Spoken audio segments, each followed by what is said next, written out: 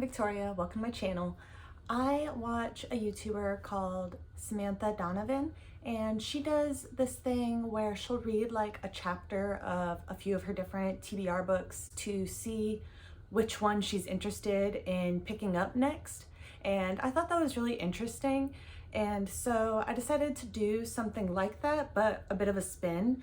I'm gonna take 10 of my physical TBR books and read the first chapter of them as kind of like a speed trial to see if any of them just aren't for me at all. Not that I'm like trying to speed through my books, but just if they're not gonna be for me, might as well know now rather than like looking forward to reading a book and then picking it up and like being completely disappointed, you know? So I thought it'd be a fun way to make sure that like what I read in the future are actually things that I have a higher chance of enjoying. The ones that I picked out for today are Notorious Sorcerer by Davinia Evans, The Onion Girl by Charles DeLint, The Cold is in Her Bones by Van Arsdale, The Path of Thorns by A.G. Slater, Threadneedle by Carrie Thomas, Railsea by China Mieville. Anyways, Bear Daughter by Judith Berman, Never the Wind by Francesco Dimitri. This one is an ARC. It's Last of the Talons by Sophie Kim.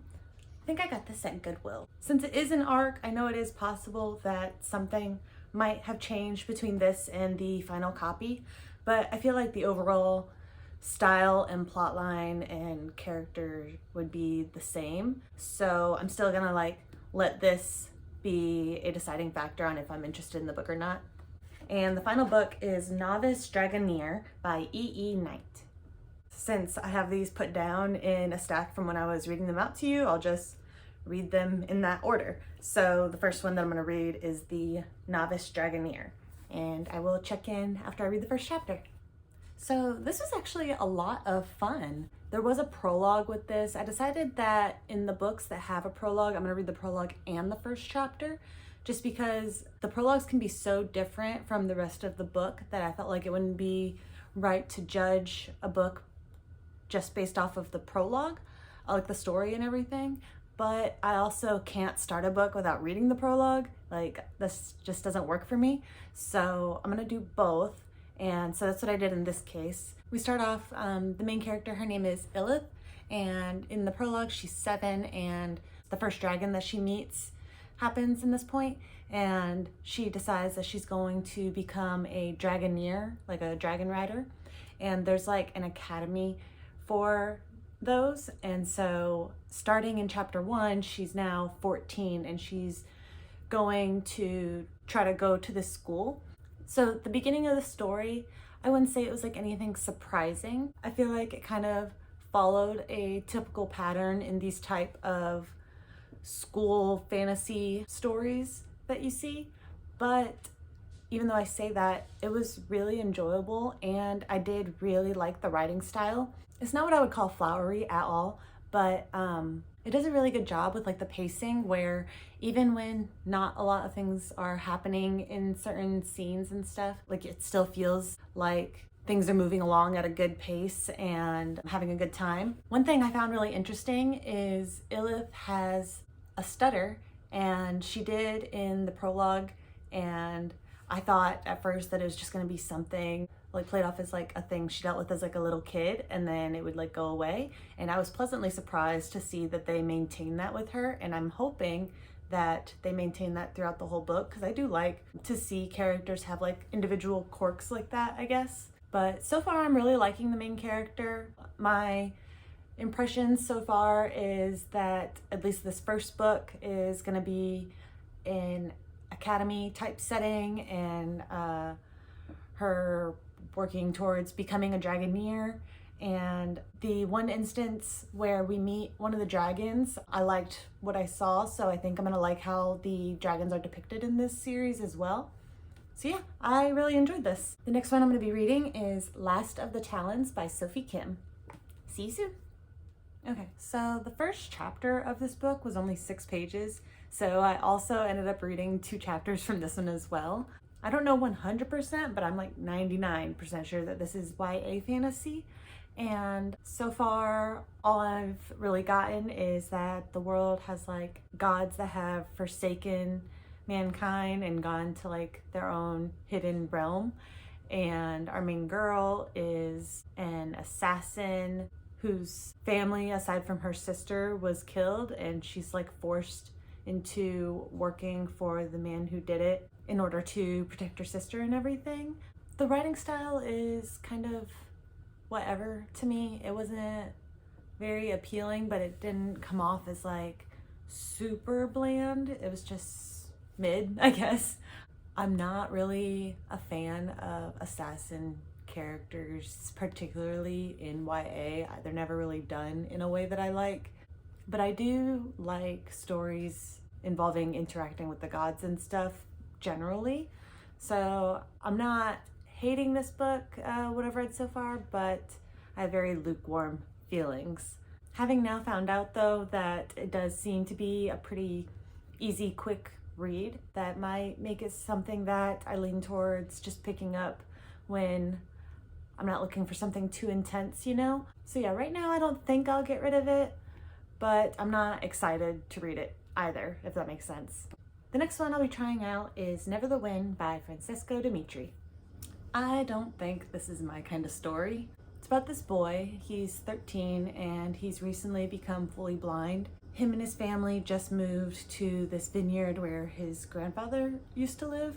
It sounds like it's going to be a story about him and this other kid. Something happens involving another world, but it's set in our world in like 1996, which already isn't really my type of fantasy. And another thing that I didn't really care for was it's told in a way where it's the main character telling the story, but like way in the future, and they're like telling a story from their past basically, and they're talking to you as the reader. And also another thing that was strange was that there's no chapters in this book. It's just one long continuous story. So I wasn't able to just do like, you know, one chapter. So what I did was I read the first 20 pages and decided to go based off of that. I did look at the back of the book a little bit after I was done reading with this one, and it looks like it's like a coming of age story, and there's like family feuds between his family and that of another kid. Her name is Ada, and I have a feeling that this book could be kind of like Pure Nessie, where it could be like up for interpretation if the fantastical elements in it are really happening or if they're more kind of symbolic. I don't know that 100%, but that's kind of like the vibes I'm getting. But just the writing style and the our world, semi-modern day time period, and the old family feud stuff, I don't think that this is going to be something that really suits me. So I think we have our first Unhaul for sure book. The next book that I'm going to be trying out is Bear Daughter by Judith Behrman. I have looked into it a little bit when I first got it, and I don't remember anything about what it's about, but I do think I remember reading something about it being a Native American folklore inspired story. This will be my first book like that, so I'm curious to see how I feel about the first chapter. I'm cold and tired now, so I had to grab my shawl. But this is interesting. It's about this girl named Cloud who, up until this point, she has been a bear her whole life, and she's actually the daughter of the queen, but of a different father. The king isn't her father, but one day she just wakes up at like 12 years old. One day she just wakes up and is human all of a sudden, and no one knows why this change has happened all of a sudden. It sounds like it's just her mixed blood of human and, I'm guessing, some type of magical bear type creature, I'm assuming. I don't really know the full details yet, but sounds like just her coming into womanhood is what led to the change, since she's not like full one or the other, you know? But so it sounds like it's for sure going to be like a coming of age type story. I don't know what all else is going to go on. The king very much does not like her. I like the writing. It's a a little plain, but like in a pretty way. She's having to learn like how to be human and stuff. I don't really know what all is going to go on in this, but one line at the bottom of the description that stuck out, it says, but only by accepting the immortal part of her soul, the divine power of the bear, can she find the strength to face her fears and save all of the realms in which she treads. So that sounds really cool and right up my alley. So definitely seems like it has a lot of potential. I'm really interested to see where it goes. So right now we're kind of 2 for 2, because I do think I'm gonna go ahead and not hold on to the last of the talons, because even though it does not look like one that I would hate it at all, just from those first 2 chapters, I can tell that it's not going to be a favorite by any extent. And so if it's something that I do decide I want to get around to reading, I can just try to find it at the library or something. And if they don't have it, since I'm not sure, I'm honestly not worried about missing out on it, honestly, which I feel like is a good sign that I don't need to hold on to it if I don't care, if I don't get the chance to read it, you know? So yeah, I have 2 that I'm planning to get rid of and 2 that I am looking forward to eventually finishing reading. Up next is Railsea by China Miéville, I think. I don't know how to say that last name, but I will see you guys in a chapter. I definitely am tired. But, so I read the first chapter of Railsea, and the writing style is a little strange for me. Nowhere near the strangest that I've read, but it was a little bit jarring. What year did this come out? 2012, huh. It has an older feeling to it than 2012 to me. The writing style actually reminds me a little bit of books kind of like The Giver and things like that. I don't know exactly what it is. There's these giant creatures. There's some pictures in here, but this is what they're like. And these guys on these trains like hunt them down. At first, the writing style mixed with that premise, I didn't think that I was going to really be into this book, but reading the back a little bit, it sounds like there's gonna be like kind of a discovering something more to the world, I guess, or like what could be maybe, or maybe what is, but just somewhere else, I'm not sure. But that little bit of like seeing that we are gonna kind of go in a new direction did give me some hope, because while I'm not super interested in what happened in the first chapter of like fighting this giant creature while on a train and everything with like the, I think it was like harpoons or something. Well, I'm not super interested in that. I do get the feeling from this writing style that there's like potential for like a fun adventure type story, kind of, what is the name of that book? The Aeronaut's Windlass by Jim Butcher. Like, that's what I think of when I just think of fun adventure, you know, like not super heavy or anything. And I feel like this book could do something like that. So I think I am still interested to kind of see where it goes. I am exhausted though, so I think I'm done for the night, and I've gone through 5. So I will get the other 5 done tomorrow. And so the one that I will be starting with tomorrow is Thread and Needle by Carrie Thomas. See you then. Hello, it's the next day. I was planning to film like when I first got up, but me, my husband, and my mother-in-law ended up going to see the air show, and then just cleaning and life, and so now it is nighttime again. The days just get away from me. But I did read the first chapter of Thread and Needle. This one has potential. I feel like it's not an immediate, oh, I really think I'm going to love this, but I am intrigued by some things. So our main girl is being trained to become what is called a binder, and I don't fully know what that means yet, but I do know that a ceremony is coming up soon where she will be bound, and then she won't be able to perform magic, and so she would just be able to do binding. And some of the ways that we have seen this done is when she starts to feel strong emotions like joy and excitement and stuff, she has this little string of knots that she carries around with her, and she tightens the like certain knots. I don't know what, like different knots correlate to different things, and she tightens certain ones to kind of suppress her feelings in order to not get in trouble with her aunt, who's her teacher. And then the aunt, who obviously is a binder as well, has done things like be able to make it so that she can't talk. The main character can't talk and stuff for a little bit. And so I find this aspect of the magic that we've seen so far extremely interesting. The main character herself isn't super appealing. Like, there's nothing wrong with her. There's just nothing that's really drawn me in. But I do think that I would be interested in continuing with this just to see kind of more of the world and magic system and everything. And I would say that the writing style is pretty nice as well. It's a pretty easy, accessible style, and we're not getting a ton of crap thrown at us at once, but we are still like slowly expanding our view and learning more and stuff. Even just in the first chapter, I feel like the author has done this in a really well done way. But yeah, so that is Third Needle. The next book that I'll be trying is The Path of Thorns by A.G. Slater.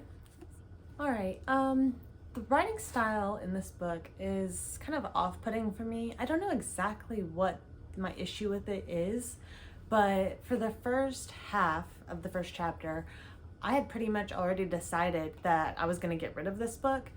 But in the second half, or like the end part of it, the stuff that was going on started to intrigue me, so I'm conflicted. It's about this woman, her name is Asher Todd, and she goes to become a governess at this house, but she's not really a governess. She's more like knowledgeable in like botany and what else was it? Herbcraft, and it says perhaps more than that, so I'm assuming she can do like magic or something. But it sounds like there's like some type of monster there, and she's there for like alternative reasons, and it sounds like she starts to like get close to this family and then has to kind of decide which to prioritize her goals of like why she went there or the people she's come to care about and stuff. And that sounds interesting. Not like, oh my god, I have to read this, but I'm interested. It's just that writing style. I don't know what it was. It's not even exactly bad writing. It just is off-putting to me for some reason. Here's a paragraph. I don't even know if this is a good example, but it says, "The rough and rutted track leads off between trees, oak and yew and ash, so tall and old that they meet above me.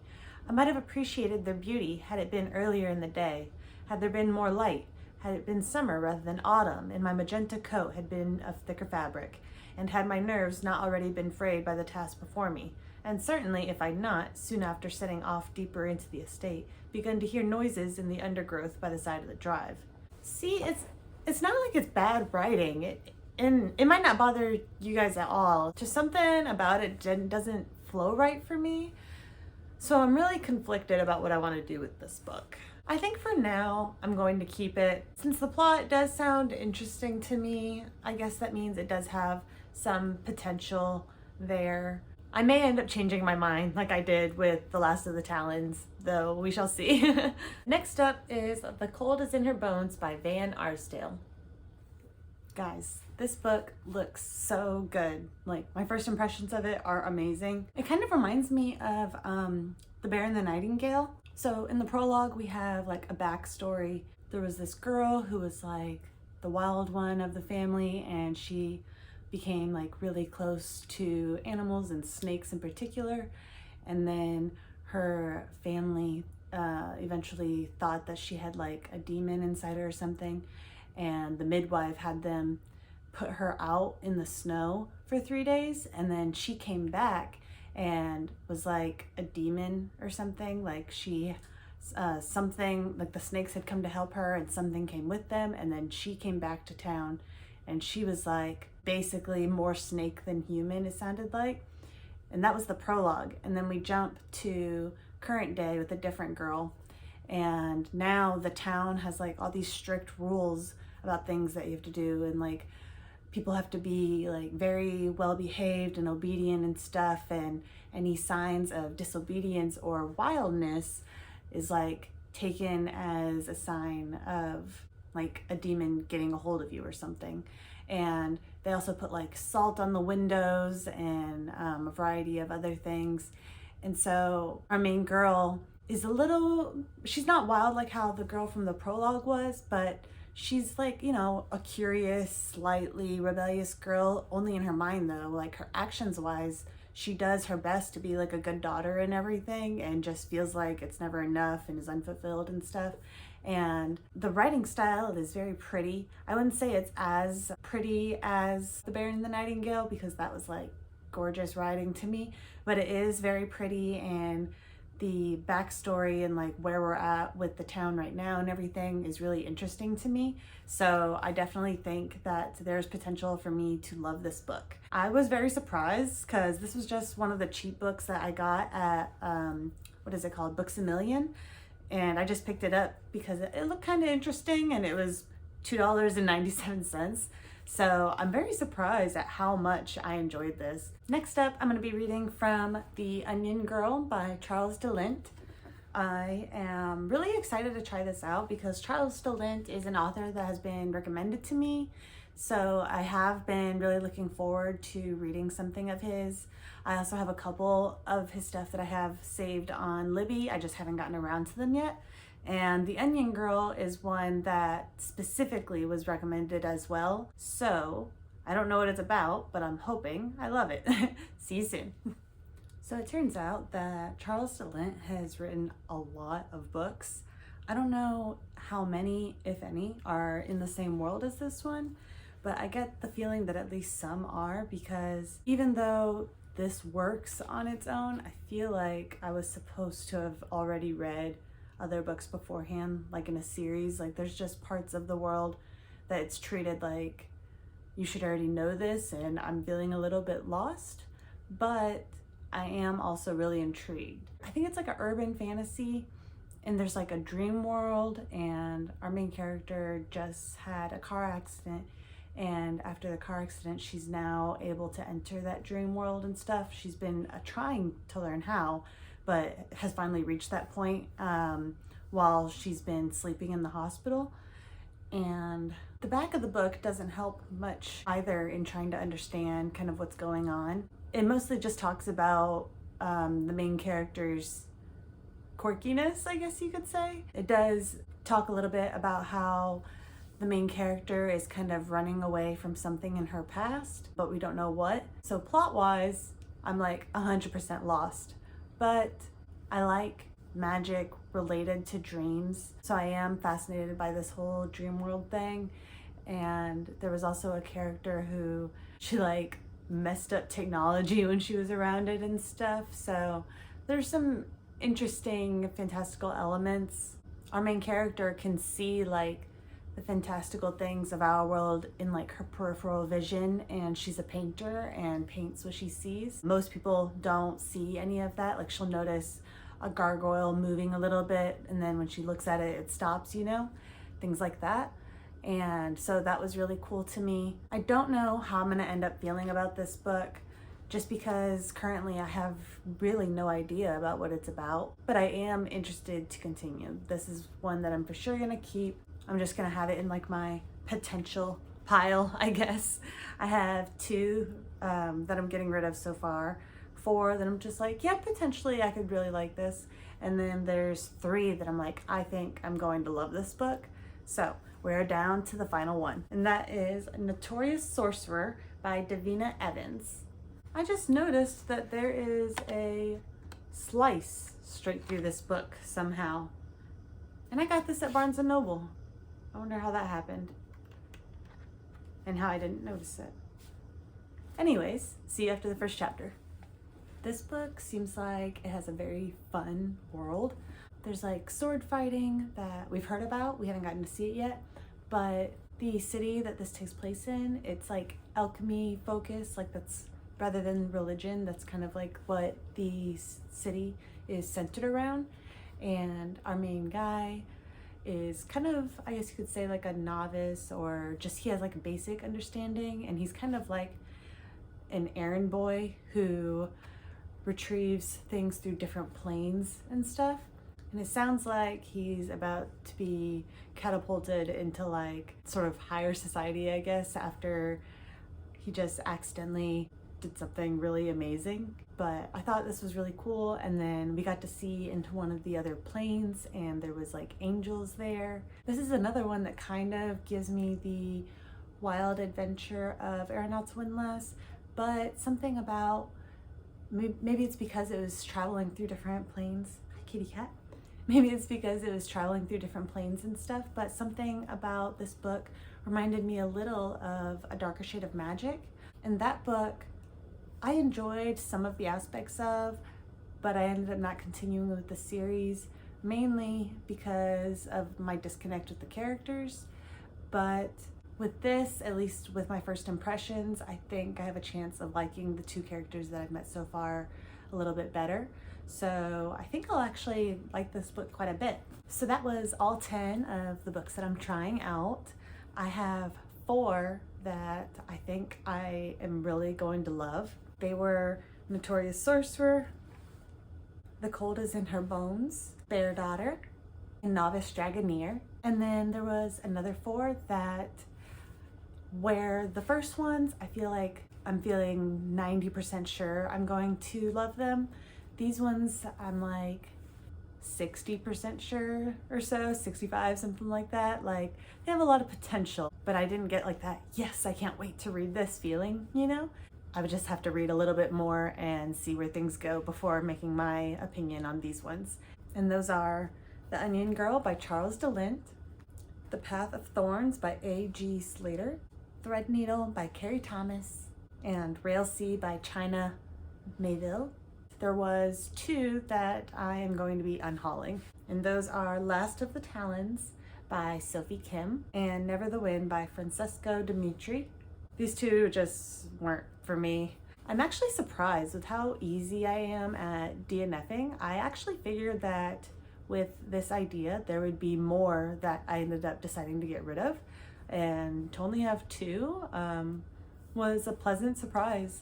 I was hoping like a little bit to have made more space on my bookshelves, I guess, so that's one downside. But on the other side, I'm seeing that I do a pretty good job at finding books that actually appeal to me, so that's pretty cool. But yeah, so this was just like a new idea that I had, being inspired from other videos that I've seen. So let me know what you guys think. Did you like this type of video? Was there anything that I can do differently to make it more fun? I had a good time, and I like the reassurance that I've given myself of knowing that I'm not completely wasting my bookshelf space, I guess. But yeah, thank you guys so much for watching. Have a great day. Bye.